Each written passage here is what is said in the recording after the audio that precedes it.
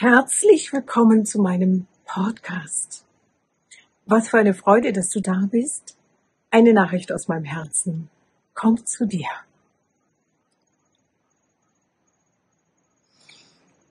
Du bist gerade auf dem Weg Richtung Winter. Ich im Sommer. Bei dir beruhigt sich die Natur. Bei mir sprießt sie oder ist sie in voller Üppe in den Tropen, wo ich zu Hause bin. Wo es dunkel ist, ist es gleichzeitig hell.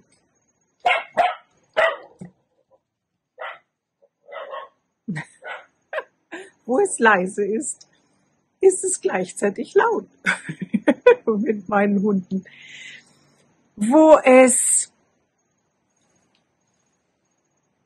friedlich ist es gleichzeitig voller Lärm. Alles ist gleichzeitig da und ist auch gleichzeitig zu erreichen und kannst du wählen, was dir am meisten gefällt. Alles steht dir zur Verfügung.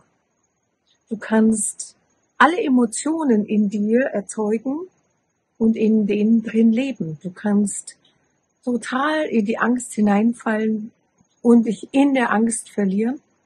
Du kannst aber auch sagen, ich gehe jetzt in das hinein, was mir am meisten Freude macht, und wirst dort die Freude empfangen und empfinden.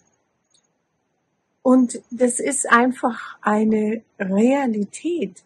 Es gibt nicht eine Realität, sondern es gibt genauso viele Realitäten, wie es Menschen gibt und Möglichkeiten, wie es Stadien von ganz absolut am Ende von Depression zu sein, bis hin zum größten Segen.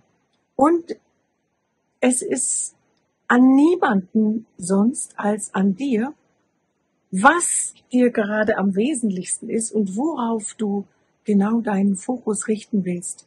Weil was du fokussierst, wächst. Du kannst es mal ausprobieren. Nehme zum Beispiel rote Jacken und geh mal in die nächste Stadt oder wenn du wieder in der Stadt bist und fokussier mal rote Jacken und schau mal, wie viele roten Jacken du siehst.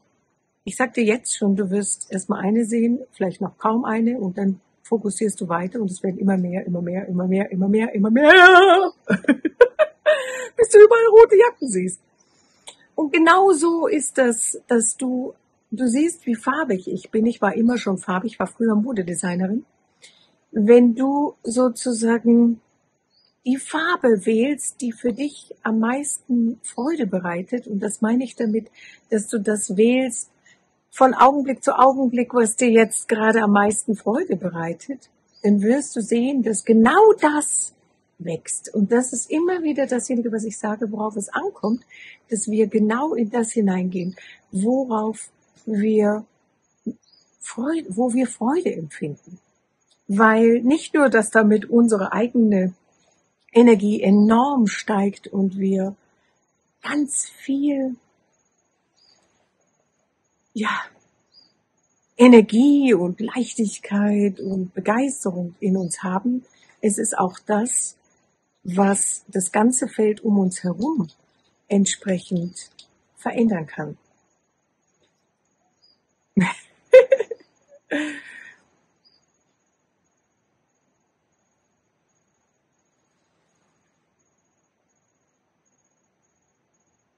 Wir können wählen, dass das Leben ein Jammertal ist, mühselig, schwierig, voll von Krankheiten und gegeneinander und hoffnungslos. Das ist unsere eigene Entscheidung, beziehungsweise oft, wenn wir gar nicht wissen, dass wir da eingreifen können. Und wenn wir so den Dingen von außen folgen, könnten wir meinen, dass das so wäre. Dabei ist es das Gegenteil. Es ist nichts anderes als was du fokussierst, was du siehst. Du kannst sehen, okay, ich fokussiere offensichtlich was ich nicht mag. Okay, ich fange jetzt an, anders zu fokussieren. Und schau, was passiert.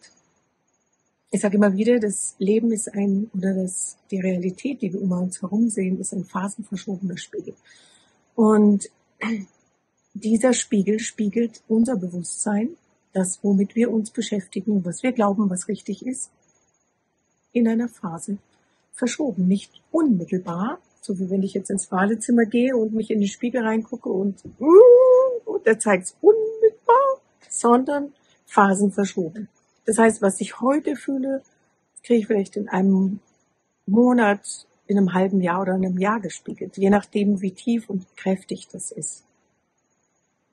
Das heißt, wenn du jetzt in das Positive gehst und die neuen positiven Dinge in dir fokussierst und anfängst, positiv in die Welt zu schauen, wirst du das Leben in der Positivität vielleicht nicht unmittelbar, aber in einem Monat, in einem halben Jahr oder in einem Jahr sehen.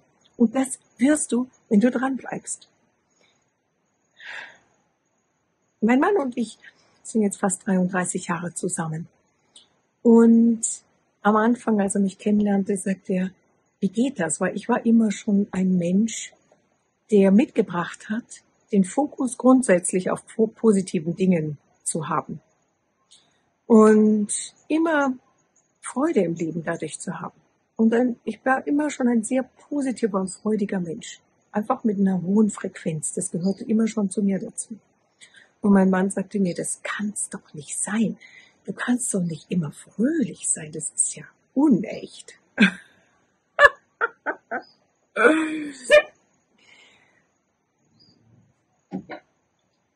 Heute kann er das auch leben. Und sieht, welche gigantische Entfaltung dadurch in sein eigenes Leben kommt. Es gibt nicht richtig oder falsch. Das Spiel ist hier zu spielen und zu erkennen, wer du bist. Und wenn wir erkennen, wer wir sind, sehen wir, alles ist auf der Leinwand Leben möglich zu spielen. Du kannst dir vorstellen, du wärst ein Künstler voller Farben, ja, Maler. Du hast alles zur Verfügung und eine riesige Leinwand vor dir. Jetzt ist es an dir, die zu bemalen.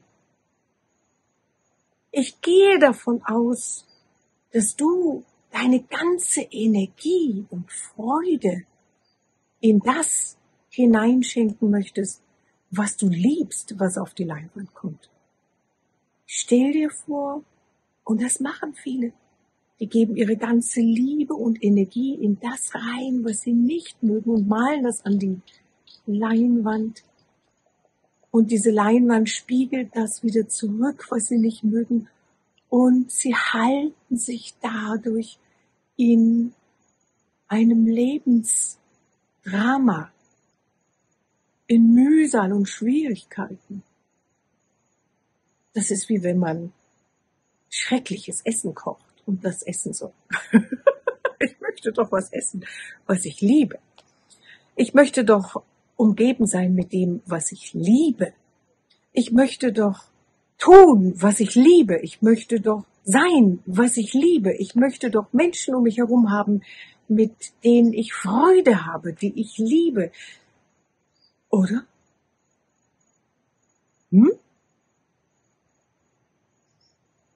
Der Spaß im Spiel des Lebens ist zu erkennen, dass wir alles gestalten können. Und wenn du siehst in der Praxis, wie dein eigenes Inneres wirklich die Realität verändert, dann wirst du begeistert. Du kannst gar nicht anders. Und wenn du das erkennst, kann dir die Welt nichts anhaben. Weil das, was von innen kommt, ist viel stärker wie das, was von außen kommt. Und die Energie ist das, was Realität erschafft.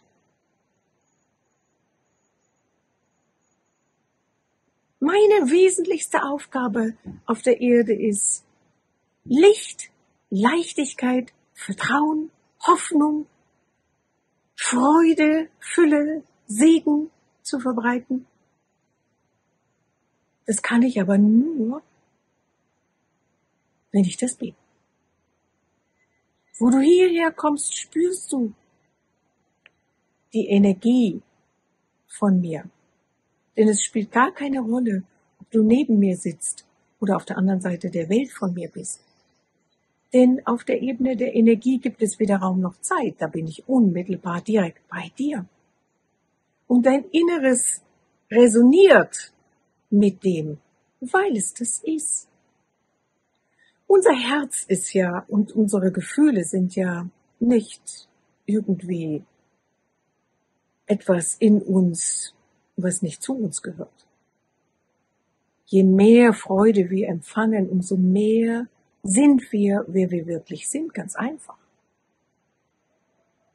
Je trauriger, depressiver, je negativer in unserem Fokus und unseren Gedanken, umso weiter sind wir einfach von unserer Natürlichkeit entfernt. Aber das lässt sich ad hoc ändern. Schau, all das Leben, was ich heute im physischen lebe, habe ich früher an meine Wände gemalt, dekoriert, gestaltet.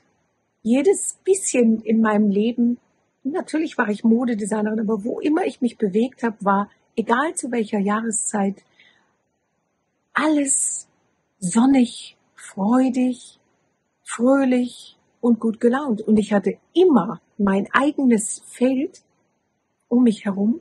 Ich habe selbst auch früher schon alles gestaltet in der Mode und in dem, was ich getragen habe, was, ich habe den Urlaub mir um den Hals gehängt. Und die Vitamine und die Freude. Und die Schönheit, die ich liebe und in diesem Welt, die ich mir gestaltet habe, die hat mir den Raum gegeben, diese Energie zu halten.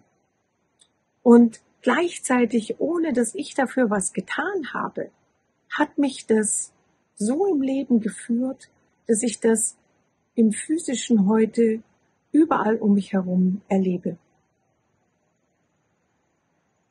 Das, wozu du hergekommen bist, ist, dich zu erkennen, dein Schöpfer zu sein und das Paradies auf die Erde zu bringen. Heilung in dein Leben, dein Bewusstsein und auf die Erde zu bringen. Ist es nicht so? Wodurch passiert das? Durch deinen Fokus. Kannst du dich mit dem, was dich tief berührt, beschäftigen? Bist du da drinnen? Lebst du da drinnen? Gestaltest du daraus dein ganzes Zuhause, deine Welt, so wie sie dir gefällt? Mich hat das niemals interessiert, was andere Menschen von dem halten, was ich mag. Niemals. Das geht dir ja gar nichts an, weil das ist meine Welt. Ich gestalte doch nicht für andere Menschen, damit die sagen, oh toll, was du da machst. Da würde ich ja meine Kraft abgeben. Hast du dich mal gefragt, was das ist, was du unendlich liebst? Und hast du mal da gelegen auf dem Sofa? Ich bin jetzt hier auf meinem Wackelstuhl, ja? Gemütlich, so entspannt und dich gefragt, was ist es, was ich am allermeisten liebe? Und zwar in allen Bereichen deines Lebens. Hast du dich das mal gefragt? Hast du dir mal überlegt, dass vielleicht das, was du am meisten liebst, das Wichtigste ist in deinem Leben? Und je mehr Zeit du mit dem verbringst, von Augenblick zu Augenblick, mit dem, was du am meisten liebst,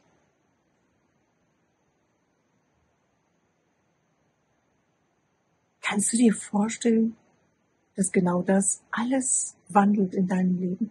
Ja, natürlich höre ich jetzt schon. Oh, ich kann ja nicht, ich muss ja arbeiten und Geld verdienen und ich kann ja nicht, ich bin ja so krank und ich habe so furchtbare Schmerzen und.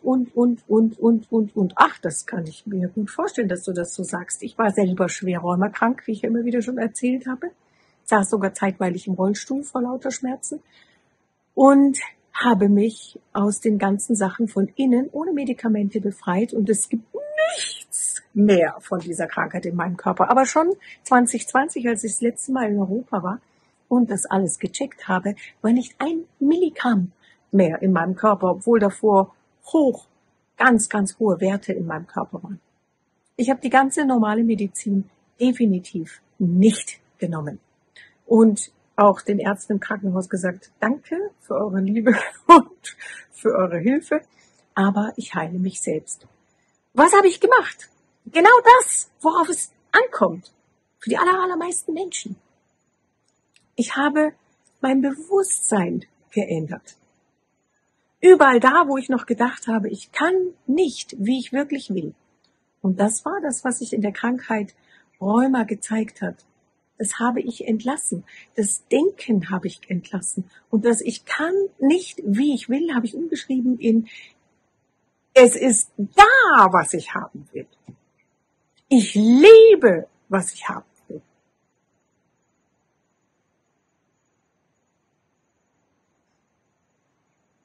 Das hat mich geheilt. Es hat insgesamt für die gesamte Heilung 4 Jahre gedauert. Aber was dasjenige war, was wirklich 3 Jahre so ungefähr gedauert hat, im Verhältnis zum Rest, war der Muskelaufbau. Weil, du kennst es ja, wenn man sich ein Bein bricht, wie sehr schnell die gesamten Muskeln einfach nicht mehr funktionieren. Und ich konnte nicht auf den Boden und ich konnte viele Dinge nicht, weil meine Muskeln komplett erschlafft waren über die Zeit, auch die ich im Rollstuhl saß oder wo ich mich einfach nicht, ich habe gearbeitet aus dem Bett.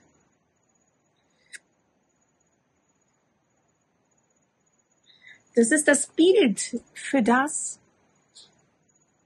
worauf es ankommt, dass du dich vollkommen frei entfaltest und dein höchstes Potenzial, deine größte Freude, das Geschenk, was du bist, lebst.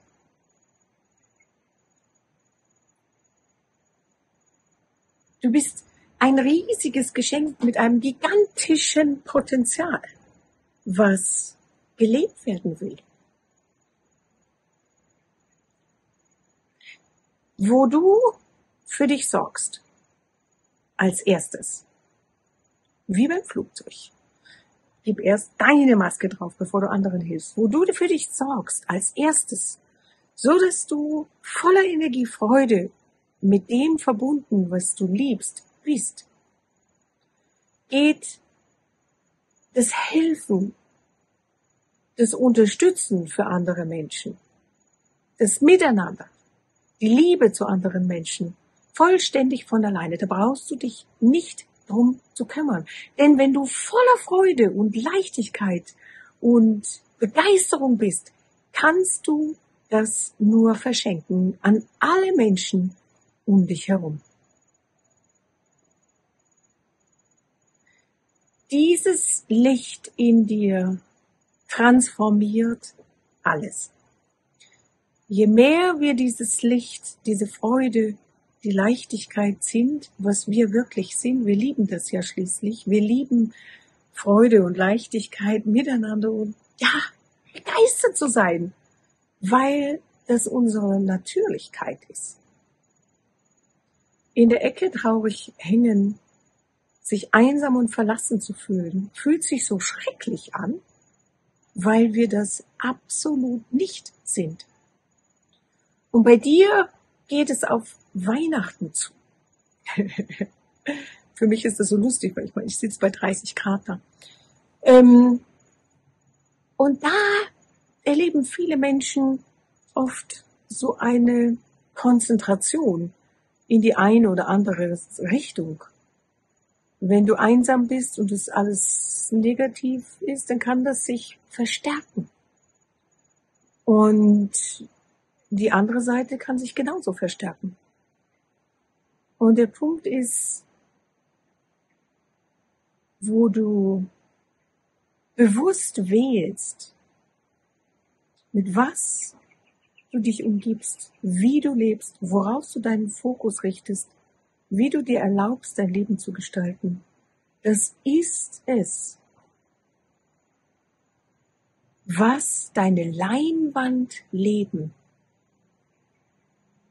entsprechend bemalt, gestaltet. Und zwar absolut reell. Das war ein Impuls aus dem Dschungel zu dir. Ich sitze hier in meiner kleinen Holzhütte am Dschungel, in der Natur, im Paradies tatsächlich, im absoluten Paradies. Und habe unwahrscheinlich viel Freude am Leben. Und diese Energie geht um die Erde.